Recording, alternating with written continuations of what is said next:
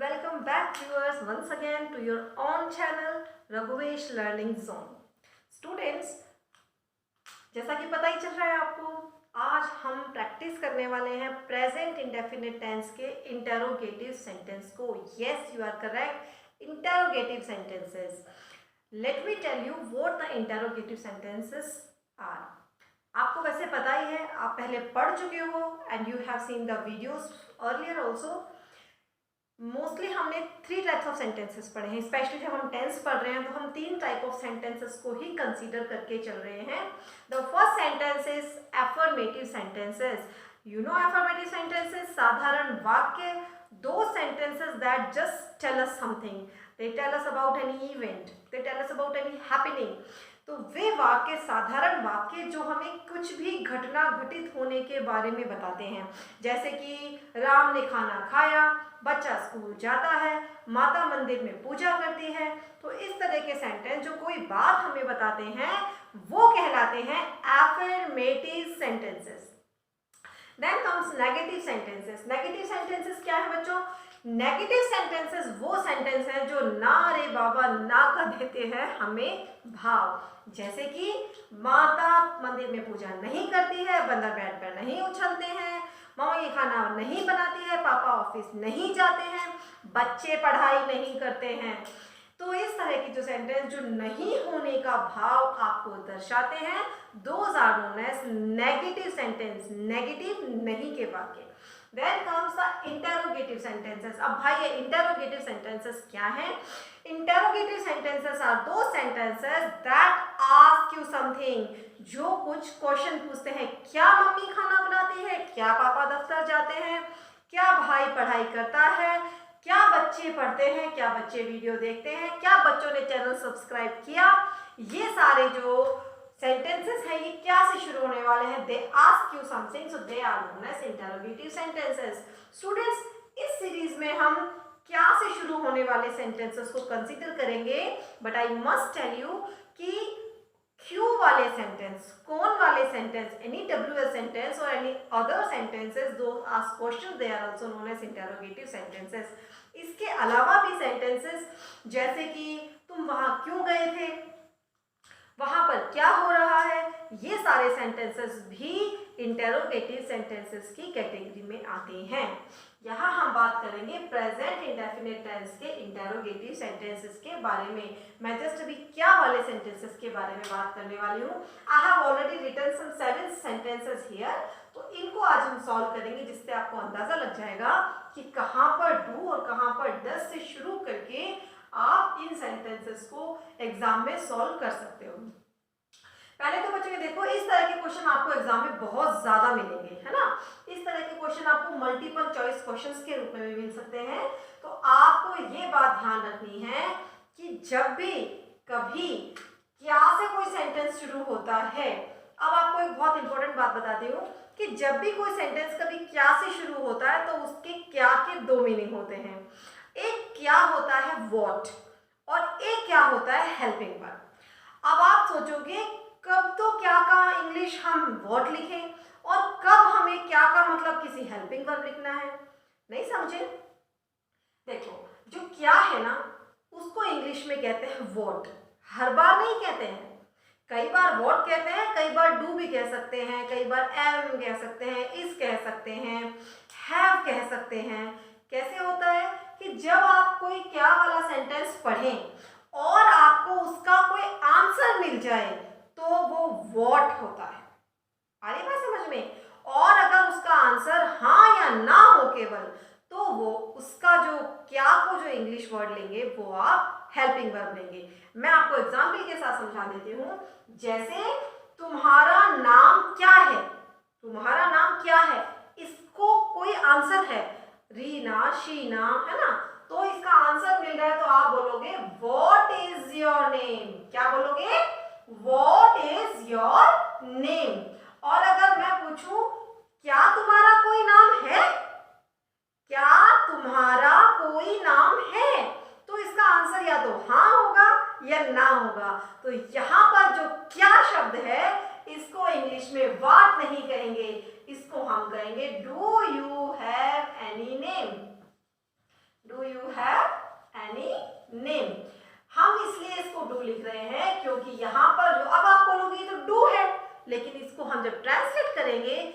ये कहलाएगा क्या।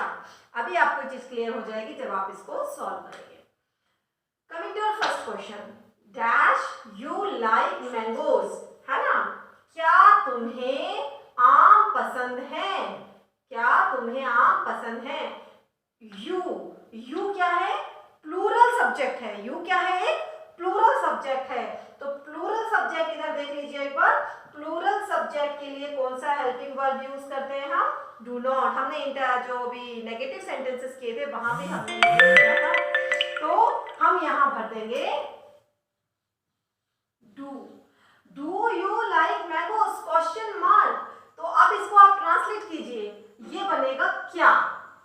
डू का हिंदी में अर्थ बनेगा क्या, क्या तुम्हें मैंगो पसंद है। अब आपने यहाँ व्हाट क्यों नहीं लिखा, व्हाट माने तो क्या होता है, क्योंकि इसका आंसर या तो हाँ में है या फिर ना में, यस और नो वाला आंसर आता है। तो क्या को इंग्लिश में हमेशा हेल्पिंग वर्ब से लिखते हैं, क्योंकि ये प्रेजेंट इंडेफिनिट टेंस है, इसकी हेल्पिंग वर्ब डू और डज ही होती है, इसीलिए यहाँ पर जो क्या का मतलब है वो हमने डू लिखा है। क्या तुम्हें मैंगो पसंद है, व्हाट नहीं बोलेंगे, डू यू लाइक मैंगोज। आगे देखिए second question, she like mangoes, क्या उसे मैंगो पसंद है। अब हमारा सबसे पहले हम क्या देखते हैं, ऑब्वियसली हम देखते हैं सब्जेक्ट, क्या देखते हैं, सब्जेक्ट। तो हमारा सब्जेक्ट पकड़िए कहाँ है, शी, वह, काम को करने वाली। किसकी पसंद के बारे में बात कर रहे हैं, लाइक मानी पसंद करना, मैंगोस मानी आम, पसंद कर रहे हैं लड़की के बारे में, लड़की है अकेली, और अकेली यानी कि सिंगुलर सब्जेक्ट। अकेले सब्जेक्ट को क्या बोलते हैं, सिंगुलर सब्जेक्ट, और सिंगुलर सब्जेक्ट के साथ में डज का प्रयोग होता है। Obviously we are going to write here does. Does she like mangoes, क्या उसे आम पसंद है, डज शी लाइक मैंगोज। अब हाँ या ना, यस या नो वाला आंसर है, इसीलिए इसको हमने क्या को इंग्लिश में डज लिखा है, व्हाट नहीं। उसको क्या पसंद है, उसको क्या पसंद है, इसका आंसर यस और नो में नहीं आएगा, कोई चीज आएगी इसका आंसर। तो आप लिखोगे व्हाट डज शी लाइक, उसे क्या पसंद है, कोई सामान, कोई टॉय, कोई खिलौना, कुछ भी हो सकता है। आगे देखिए, डैश रहे money to poor. Welcome back viewers once again to your own channel Raghuvesh learning zone. Students, जैसा कि पता ही चल रहा है आपको, आज हम प्रैक्टिस करने वाले हैं प्रेजेंट इंडेफिनिट टेंस के इंटरोगेटिव सेंटेंस को। Yes, you are correct, interrogative sentences. Let me tell you what the interrogative sentences are. आपको वैसे पता ही है, आप पहले पढ़ चुके हो and you have seen the videos earlier also. Mostly हमने 3 टाइप्स ऑफ सेंटेंसेस पढ़े हैं, स्पेशली जब हम टेंस पढ़ रहे हैं तो हम 3 टाइप ऑफ सेंटेंसेस को ही कंसीडर करके चल रहे हैं। The first sentence is affirmative sentences. You know affirmative sentences, साधारण वाक्य, those sentences that just tell us something, they tell us about any event, they tell us about any happening. तो वे वाक्य, साधारण वाक्य जो हमें कुछ भी घटना घटित होने के बारे में बताते हैं, जैसे कि राम ने खाना खाया, बच्चा स्कूल जाता है, माता मंदिर में पूजा करती है। तो इस तरह के सेंटेंस जो कोई बात हमें बताते हैं वो कहलाते हैं affirmative sentences. Then comes negative sentences. Negative sentences क्या है बच्चों? नेगेटिव सेंटेंसेस वो सेंटेंस हैं जो ना रे बाबा ना का देते हैं हमें भाव, जैसे कि माता मंदिर में पूजा नहीं करती है, बंदर बेड पर नहीं उछलते हैं, मम्मा ये खाना नहीं बनाती है, पापा ऑफिस नहीं जाते हैं, बच्चे पढ़ाई नहीं करते हैं। तो इस तरह की जो सेंटेंस जो नहीं होने का भाव आपको दर्शाते हैं, those are known as negative sentence, negative नहीं के वाक्य। Then comes the interrogative sentences. अब भाई ये interrogative sentences क्या हैं? Interrogative sentences are those sentences that ask you something, जो कुछ क्वेश्चन पूछते हैं। क्या मम्मी खाना बनाती है? क्या पापा दफ्तर जाते हैं? क्या भाई पढ़ाई करता है? क्या बच्चे पढ़ते हैं? क्या बच्चे वीडियो देखते हैं? क्या बच्चों ने चैनल सब्सक्राइब किया? ये सारे जो सेंटेंसेस हैं ये क्या से शुरू होने वाले हैं, they ask you something, so they are known as interrogative sentences. Students, इस सीरीज में हम क्या से शुरू होने वाले सेंटेंसेस को कंसीडर करेंगे, but I must tell you कि क्यों वाले सेंटेंस, कौन वाले सेंटेंस, एनी WH सेंटेंस और any other sentences those ask question, they are also known as interrogative sentences. इसके अलावा भी सेंटेंसेस जैसे कि तुम वहां क्यों गए थे, वहां पर क्या हो रहा है, ये सारे सेंटेंसेस भी इंटरोगेटिव सेंटेंसेस की कैटेगरी में आते हैं।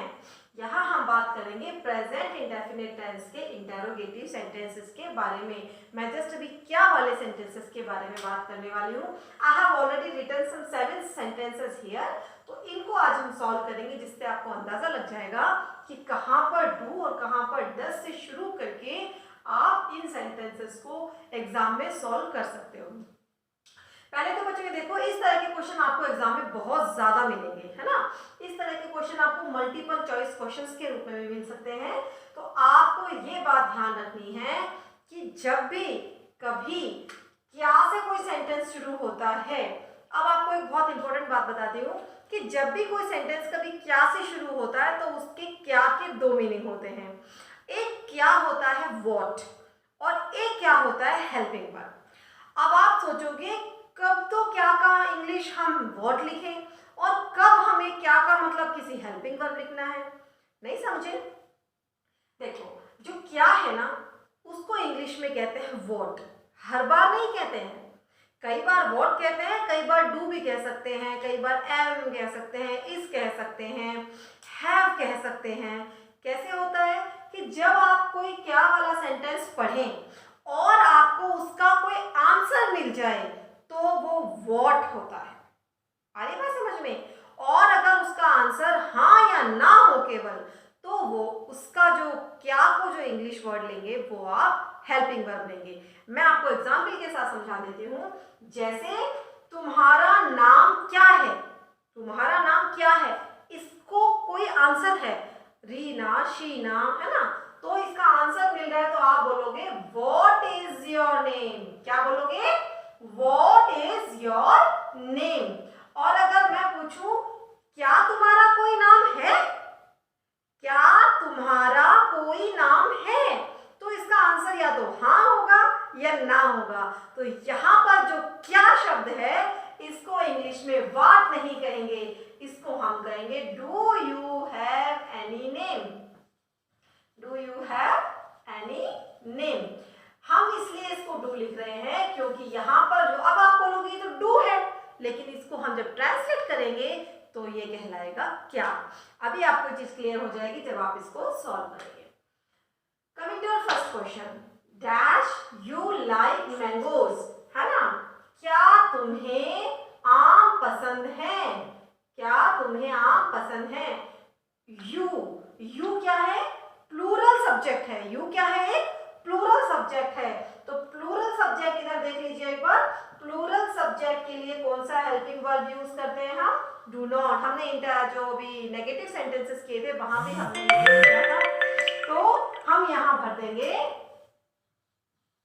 Do. Do you like mangoes question mark. तो अब इसको आप ट्रांसलेट कीजिए, ये बनेगा क्या। डू का हिंदी में अर्थ बनेगा क्या। क्या तुम्हें मैंगो पसंद है। अब आपने यहाँ व्हाट क्यों नहीं लिखा? व्हाट माने तो क्या होता है, क्योंकि इसका आंसर या तो हाँ में है या फिर ना में, यस और नो वाला आंसर आता है। तो क्या को इंग्लिश में हमेशा हेल्पिंग वर्ब से लिखते हैं, क्योंकि ये प्रेजेंट इंडेफिनिट टेंस है, इसकी हेल्पिंग वर्ब डू और डज ही होती है। इसीलिए यहाँ पर जो क्या का मतलब है वो हमने डू लिखा है। क्या तुम्हें मैंगो पसंद है, व्हाट नहीं बोलेंगे, डू यू लाइक मैंगोज। आगे देखिए second question, she like mangoes, क्या उसे मैंगो पसंद है। अब हमारा सबसे पहले हम क्या देखते हैं, ऑब्वियसली हम देखते हैं सब्जेक्ट। क्या देखते हैं? सब्जेक्ट। तो हमारा सब्जेक्ट पकड़िए कहाँ है, शी, वह, काम को करने वाली। किसकी पसंद के बारे में बात कर रहे हैं, लाइक मानी पसंद करना, मैंगोस मानी आम, पसंद कर रहे हैं लड़की के बारे में। लड़की है अकेली, और अकेली यानी कि सिंगुलर सब्जेक्ट। अकेले सब्जेक्ट को क्या बोलते हैं? Singular subject. और सिंगुलर सब्जेक्ट के साथ में डज का प्रयोग होता है। Obviously we are going to write here does. Does she like mangoes? क्या उसे आम पसंद है? Does she like mangoes? अब हाँ या ना, यस या नो वाला आंसर है, इसीलिए इसको हमने क्या को इंग्लिश में डज लिखा है, व्हाट नहीं। उसको क्या पसंद है? उसको क्या पसंद है? इसका आंसर यस और नो में नहीं आएगा, कोई चीज आएगी इसका आंसर। तो आप लिखोगे व्हाट डज शी लाइक? उसे क्या पसंद है? कोई सामान, कोई टॉय, कोई खिलौना, कुछ भी हो सकता है। आगे देखिए, डैश रहे मनी टू पुअर। तो does it dash our temperature? तो डज हमने लगा दिया इट के लिए। उसके बाद मैशर जो वर्ब है इसको हमें एज इट इज उठाकर रख देना है। Measure. Does it measure our temperature? क्या ये हमारे शरीर के तापमान को नापती है? आगे देखिए, डैश हीना विथ डॉल्स? क्या हीना डॉल से खेलती है? क्या हीना डॉल से खेलती है? तो क्या करेंगे? सबसे पहले आपको क्या करना है? सबसे पहले आपको क्या देखना है? सब्जेक्ट। सब्जेक्ट कैसा है? कौन है यहाँ पे सब्जेक्ट? हीना। हीना कैसा सब्जेक्ट है? सिंगुलर है या प्लूरल है? हीना अकेली है तो ये हुआ सिंगुलर सब्जेक्ट। और सिंगुलर सब्जेक्ट के साथ आपको कौन सा हेल्पिंग वर्ब लेना है? डज। तो यहां क्या भर देंगे हम? डज। डज हीना, फिर यहां पे क्या आएगा? वर्ब। वर्ब क्या है हमारा? प्ले। तो प्ले को हम उठा के एज इट इज रख देंगे। Does Heena play with dogs? समझ आया? क्या हीना गुड़िया के साथ या गुड़ियों के साथ खेलती है? डैश रिया। क्या रिया डैश टू योर हाउस? कम दे रखा है आपको वर्ब में। क्या रिया योर तुम्हारे, हाउस घर, क्या रिया तुम्हारे घर आती है? तो सबसे पहले हम ढूंढेंगे हमारा सब्जेक्ट। हमारा सब्जेक्ट है रिया। क्यों? बात किसके बारे में हो रही है? रिया के बारे में हो रही है। रिया कैसा सब्जेक्ट है? सिंगुलर या प्लूरल? रिया अकेला है तो रिया हुआ सिंगुलर सब्जेक्ट। और सिंगुलर सब्जेक्ट के साथ में हम क्या लगाएंगे? यस, डज लगाएंगे। तो हमने लिख दिया डज रिया, और ये जो कम है ये एज इट इज उठा के रख दीजिए, कम का कम। Does Riya come to your house? क्या रिया तुम्हारे घर आती है? Dash I. आई को हम लेते हैं हमेशा प्लूरल सब्जेक्ट में। अभी तक हम किस में ले रहे हैं आई को? प्लूरल सब्जेक्ट में। तो प्लूरल सब्जेक्ट के साथ में क्या आता है? वेरी गुड, डू आता है। तो डू हम यहां लिख देंगे do I teach you English? क्या मैं तुम्हें इंग्लिश पढ़ाती हूँ?